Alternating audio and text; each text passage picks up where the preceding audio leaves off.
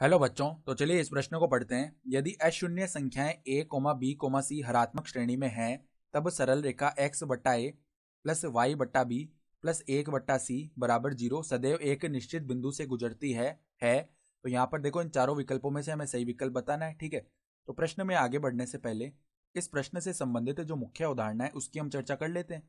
तो देखो, मुख्य उदाहरण क्या हो जाएगी। यदि यदि m, n, o हरात्मक श्रेणी में हो, हरात्मक श्रेणी में हो, तो यहां से देखो क्या संबंध आता है कि 2/n का जो मान है वो किसके बराबर होता है, 1/m प्लस में 1/o इसके बराबर होता है। तो अब देखो, हमें सवाल में बताया हुआ है कि ए बी सी जो है वो हरात्मक श्रेणी में है। इसका मतलब 2/b का जो मान है वो किसके बराबर आएगा, 1/a प्लस में 1/c इसके बराबर आएगा।